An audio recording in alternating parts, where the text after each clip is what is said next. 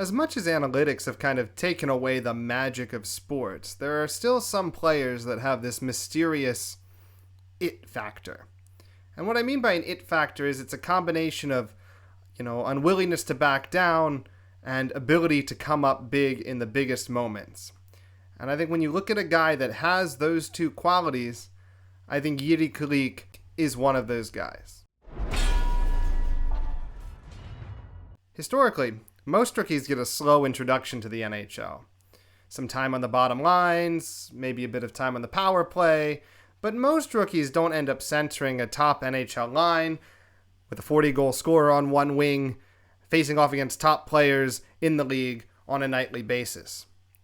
But at times last year, that was the case for the Sabres' Jiri Kulich, today's player.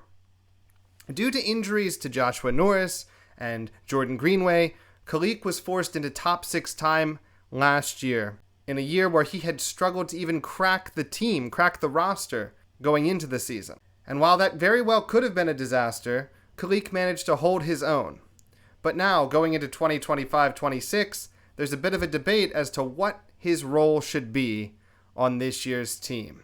Should he get a top 6 role, or should he return to a more typical position for someone of his age and rank? So today we're going to be looking at Jiri Kulich, his history, how he's got to this point, and what his role should be on the Buffalo Sabres in 2025-26. So Jiri Kulich is a small, quick, Czech center who's currently 21 years old. He stands 6'1", 190 pounds. He can also play left wing if the need arises, but he's primarily a center.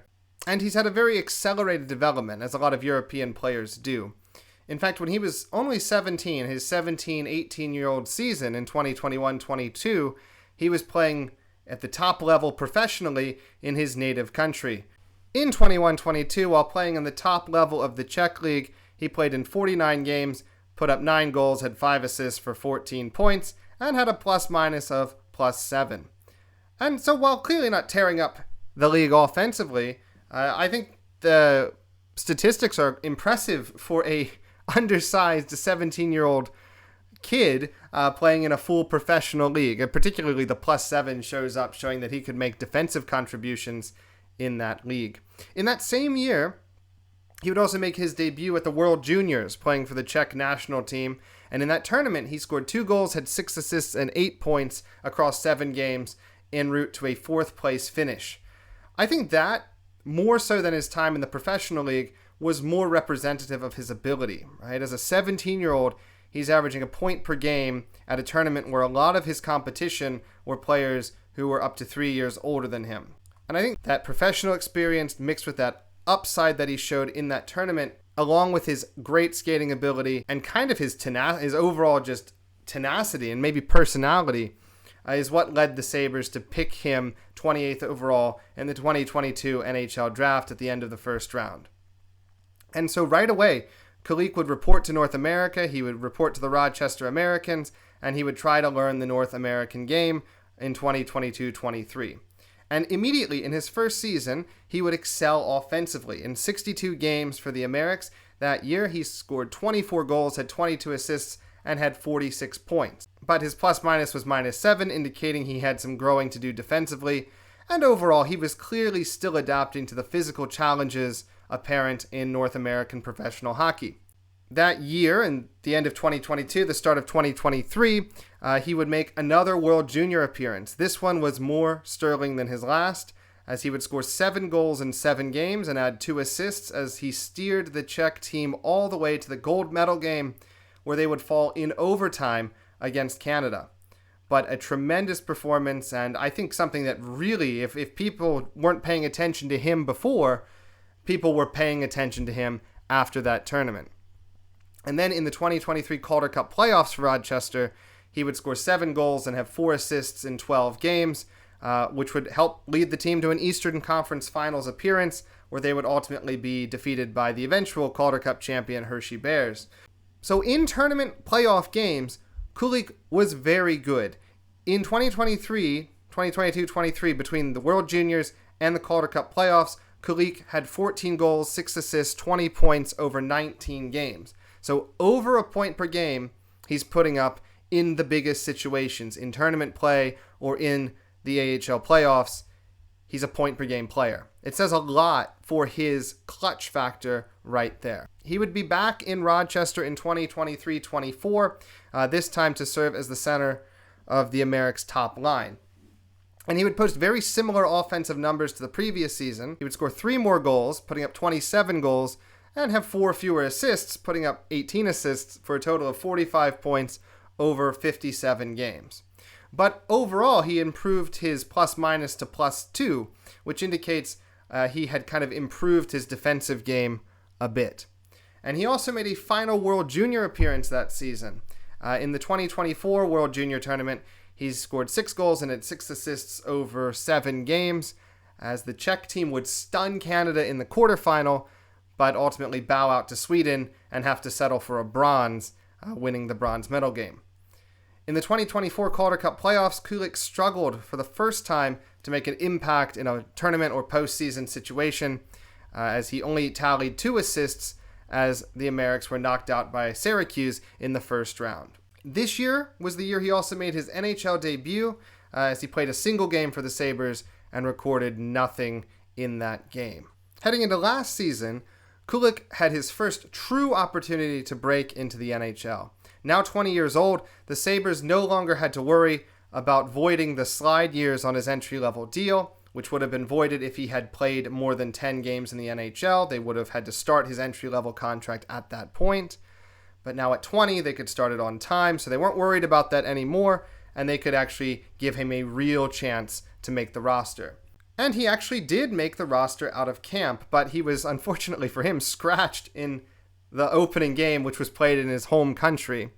And after a few games, he was unfortunately sent back to Rochester, where it looked like he might have to spend another year in development. However, he quickly returned to the NHL after only 4 games due to injuries to Joshua Norris and Jordan Greenway, and eventually other players as well. Because of these injuries, he would end up taking on a much larger role than had been intended. Because he played so well, he would eventually get time at the first power play and on the top line at center. And kind of just as he had been when he was a 17-year-old playing in the top Czech league, Kulich refused to be intimidated by the NHL by playing on top line.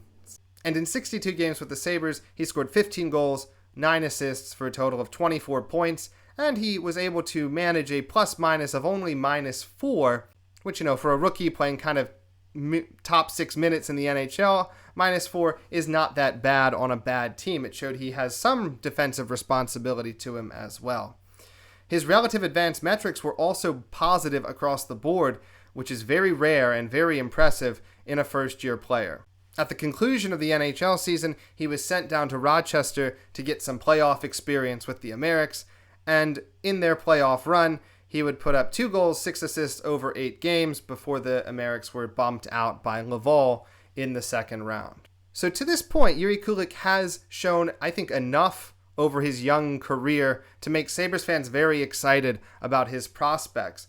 But I think there's some areas in which he can definitely improve. The first is not related so much to his play, but just to the fact that he is still a bit undersized for the NHL.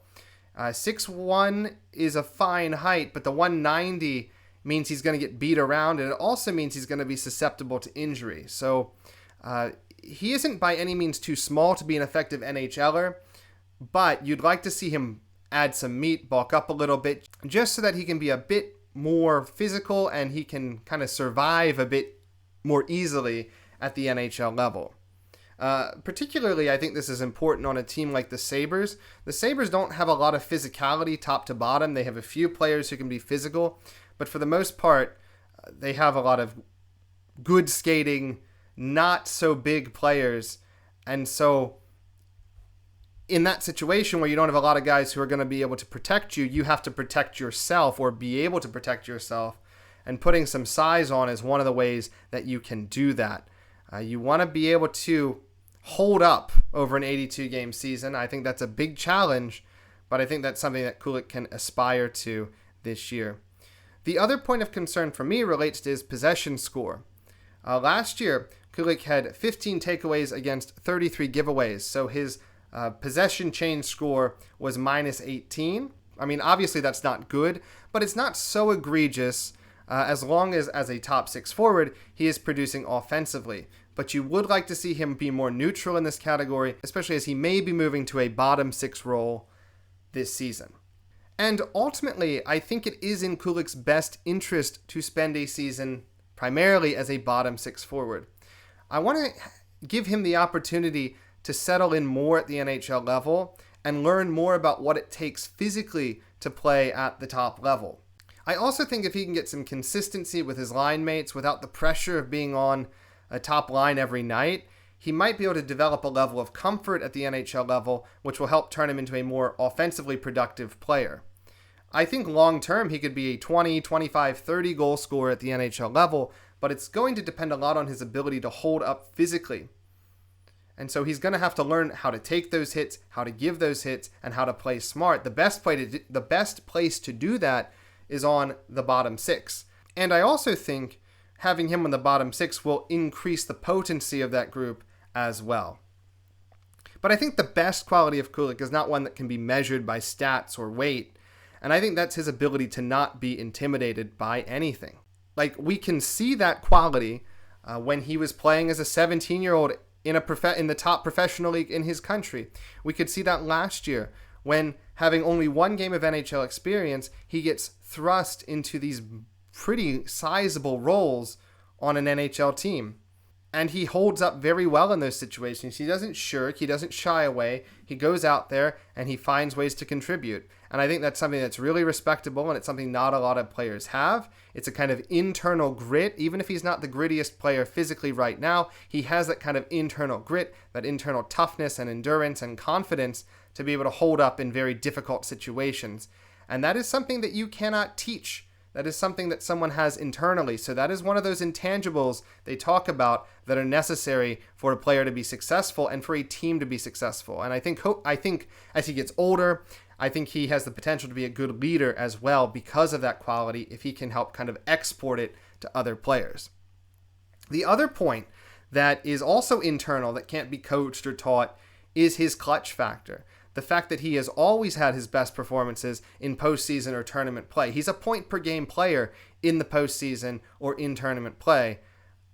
And yes, we haven't seen that with the Sabres yet because they have obviously not been to postseason play. But the fact that that's there, the fact that that exists, that should make people very excited about his future if the Sabres can get that far. The other advantage the Sabres have with Jiri Kulich is that he is still on only the second year of his entry-level deal because of those slide years.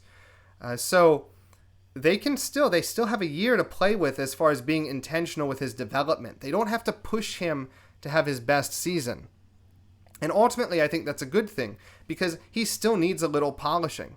But I truly think he's a potential gem of a player. And I think this season, he offers a lot of flexibility to the Sabres in that he can play really anywhere, top to bottom, on the roster. Whatever they need when injuries occur, Jiri Kulich can fill in and do a decent job.